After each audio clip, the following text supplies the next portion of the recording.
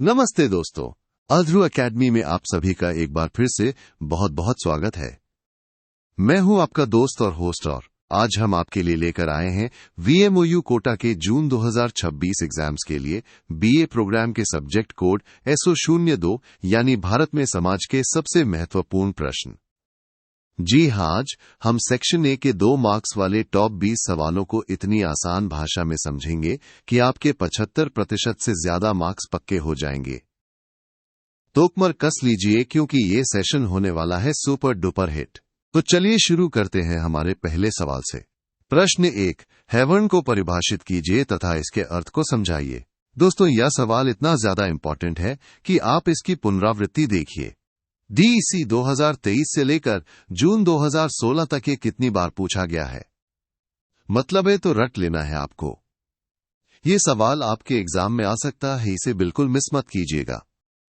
तो वर्ण क्या है? इसको आप ऐसे समझिए कि प्राचीन भारतीय समाज में लोगों को उनके काम के आधार पर यानी कार्य विभाजन के आधार पर 4 मुख्य सामाजिक समूहों में बांटा गया था। इसी व्यवस्था को हम वर्ण कहते हैं। ये बहुत ही सीधा और सरल कॉन्सेप्ट है ना? अगला सवाल प्रश्न 2, जाति को परिभाषित कीजिए तथा इसका अर्थ बताइए। और देखिए दोस्तों, ये भी कितना ज्यादा रिपीट हुआ है। दिसंबर 2015 से लेकर दिसंबर 2023 तक ये बार बार पूछा गया है। यानी ये भी एक सुपर डुपर इंपॉर्टेंट क्वेश्चन है, इसे भी ध्यान से समझिएगा। तो जाति क्या है? इसको आसान भाषा में कहें तो जाति एक ऐसा सामाजिक समूह है जो जन्म से तय होता है और ये समूह अपने सदस्यों पर यानी हम पर खान पान, शादी, विवाह और यहां तक कि व्यवसाय से जुड़े कुछ नियम और प्रतिबंध लगाता है। ये है जाति का सीधा सा मतलब। अब आते हैं प्रश्न 3 पर, जो पूछता है परिवार को परिभाषित कीजिए। और देखिए सवाल भी कितनी बार रिपीट हुआ है। दिसंबर 2023, 2022, 2021। मतलब परिवार का कॉन्सेप्ट तो आपको अच्छे से पता होना ही चाहिए। तो परिवार क्या है? परिवार एक ऐसी सामाजिक संस्था है जो यौन संबंधों पर आधारित होती है। इसका मुख्य उद्देश्य क्या है? संतान पैदा करना और उनका अच्छे से पालन पोषण करना ताकि एक स्थायी समूह बना रहे। है ना कितना सरल? चलिए बढ़ते हैं अगले महत्वपूर्ण प्रश्न की और प्रश्न 4, आधुनिकीकरण को परिभाषित कीजिए।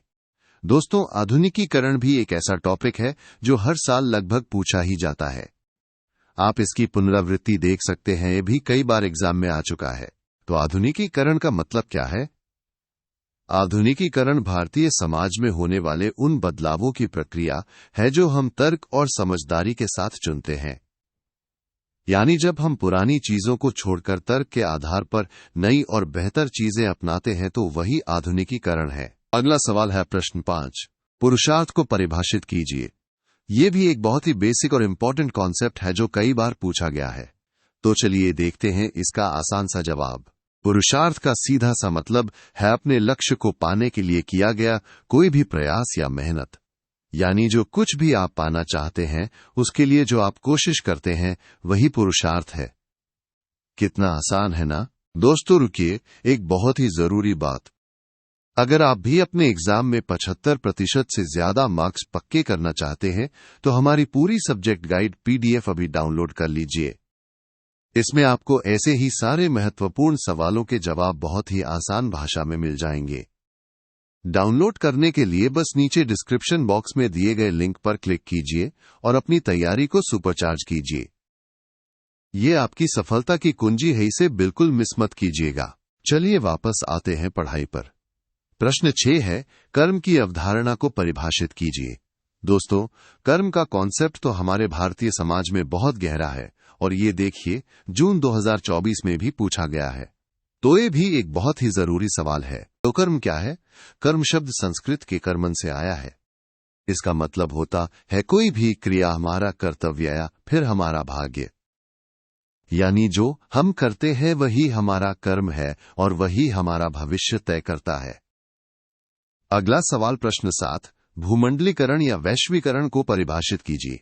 ये भी एक बहुत ही आधुनिक और महत्वपूर्ण टॉपिक है जो अक्सर एग्जाम में आता है। आप इसकी पुनरावृत्ति देख सकते हैं, भी कई बार पूछा गया है। भूमंडलीकरण या वैश्वीकरण का मतलब क्या है?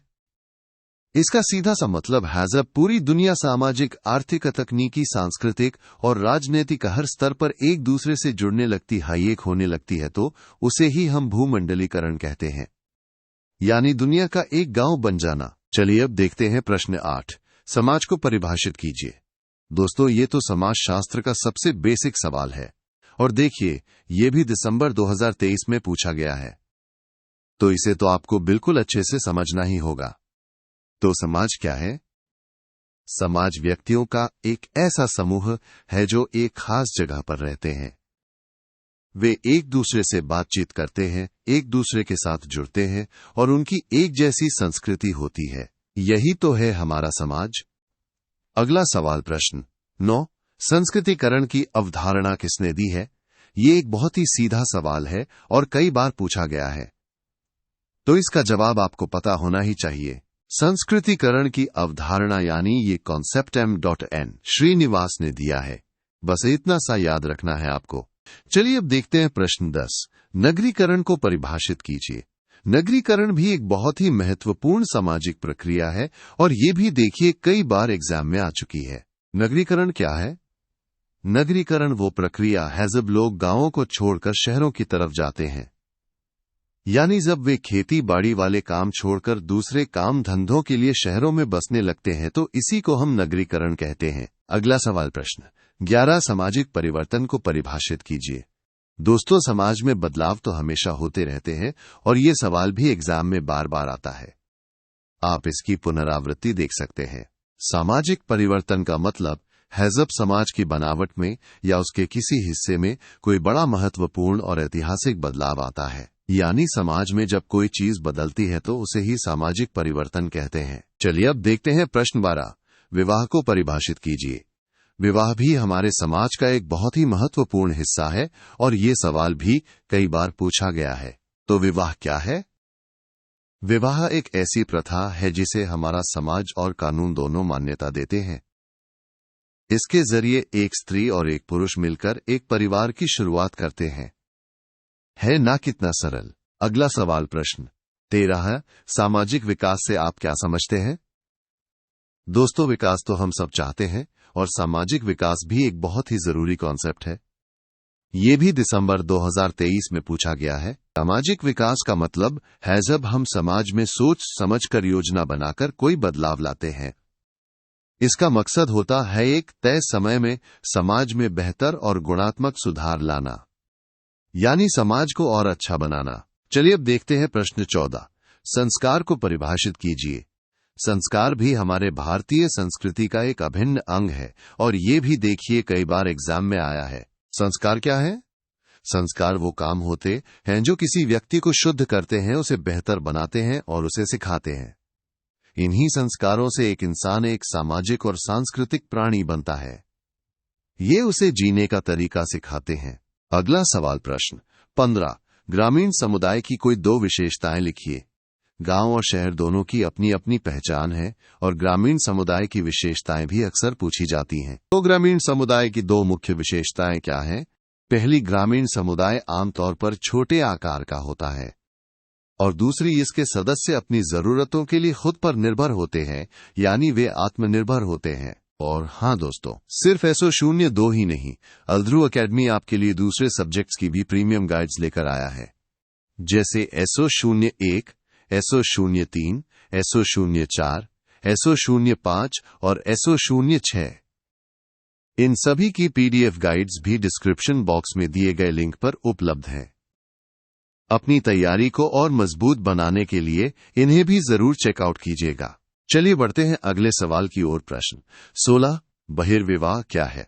यह भी विवाह से जुड़ा एक महत्वपूर्ण कॉन्सेप्ट है और कई बार पूछा गया है। बहिर्विवाह का सीधा सा मतलब है जब कोई व्यक्ति अपने समुदाय या समूह से बाहर किसी और से शादी करता है, यानी अपने ग्रुप से बाहर शादी करना ही बहिर्विवाह है। अगला सवाल प्रश्न 17। जातीय विविधता से आपका क्या अभिप्राय है?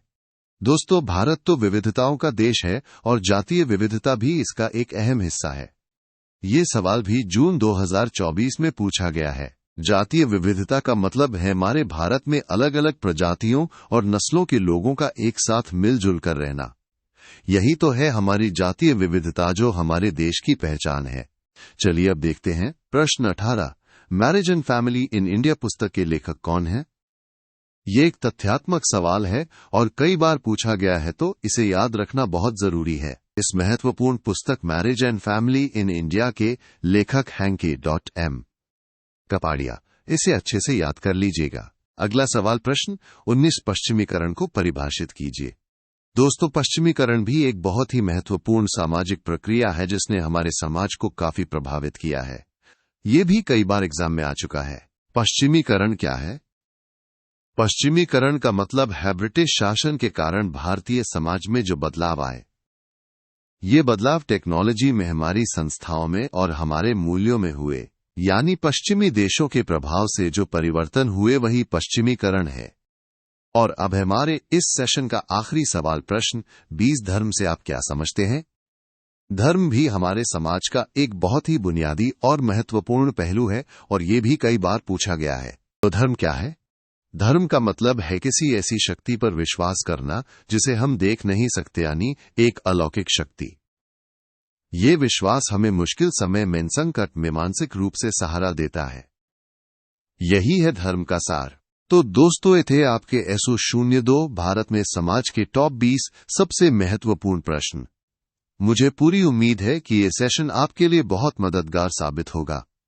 इन सभी सवालों को अच्छे से तैयार कर लीजिएगा और अपने दोस्तों के साथ भी इस वीडियो को जरूर शेयर कीजिएगा।